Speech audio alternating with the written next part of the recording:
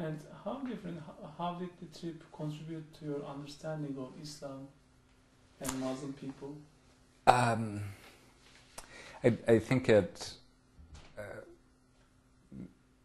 reinforced for me that um, uh, most Muslims are not terribly different than most Christians or most Jews or most Buddhists, and it was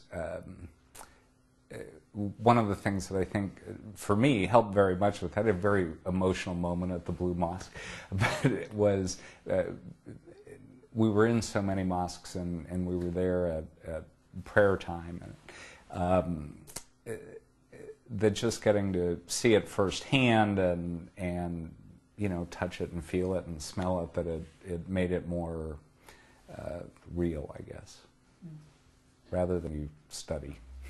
I see. And how did you feel about the mosques? I mean, if you want to combine synagogues and all your experience, what did you feel about them? And what's your experience with them? I guess I haven't thought about that, but many of the mosques we were in were very large and old and ornate and this wonderful architecture, much like some of the Christian cathedrals or some of the very large Jewish temples that I've seen, and I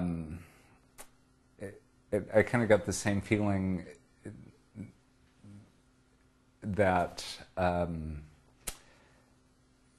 for me personally, I'd rather go to a small, more intimate place of worship, and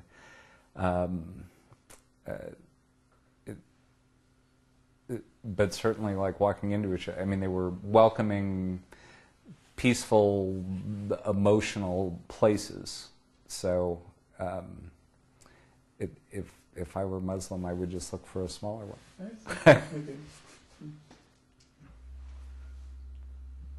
Unfortunately, days ago, French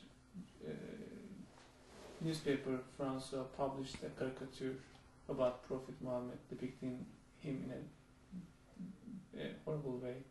What's your thoughts about like this in terms of freedom of speech versus the responsible journalism? Well, I'm a newspaper editor, so I feel obligated to defend the editor's decision to publish it. But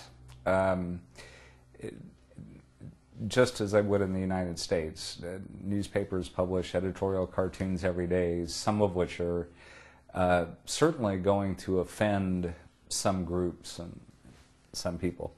And I think an editor's responsibility is to recognize when an opinion piece, which it is the cartoonist's opinion, when you're going to publish someone's opinion, that it may have some repercussions, and you make a decision if you want to go ahead with it or not. And in this case, the editor decided to go ahead with it. There were some pretty negative repercussions, and the editor was subsequently fired. So that's the risk. But I have to say something supportive of freedom of the press. But I read a news that for the French one that for the Danish newspaper, the editor or the manager of the newspaper actually wanted caricaturists to portray that image. So it's asked him, directed the cartoonist to do that one. So what do you? I mean, how do you? What's your reaction or what's your understanding between the ethics and then this type of hookup? I'm not sure if in my mind there's an ethics question. Okay. an editorial cartoon is presented as an opinion, and it's meant to stir up emotions, and it's meant to get people talking and arguing and instigate a dialogue. That's part of its purpose. That this may be a case where the consequences were greater than anticipated, which is unfortunate. And if give a message to the sponsors, what would you like to say to them? Well, I'd certainly like to thank them, and I'd like to encourage them to continue doing this. We certainly, probably in our lifetime, never would have gone to Turkey without this opportunity. It just wouldn't have occurred to us. And this situation and this opportunity to go is what got us there. And certainly since we've been back, we've talked to so many people who, like us, knew very little about Turkey, had never traveled to Turkey or had never planned to travel to Turkey. And I think after our experience, certainly everybody we talked to, we were maybe at least just a little bit able to increase their awareness of the country. And I think anyone we've spoken with probably has a more positive view of the country than they did before we talked to them. And those sponsors made that possible, so I think that helps spread.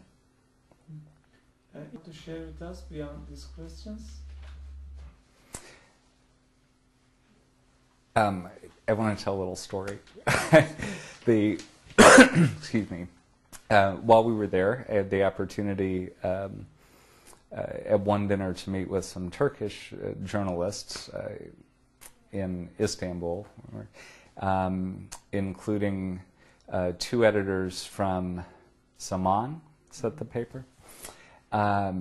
And just like in the United States, the newspaper people recognized each other right away and started talking about newspapers and how we do things differently. And in about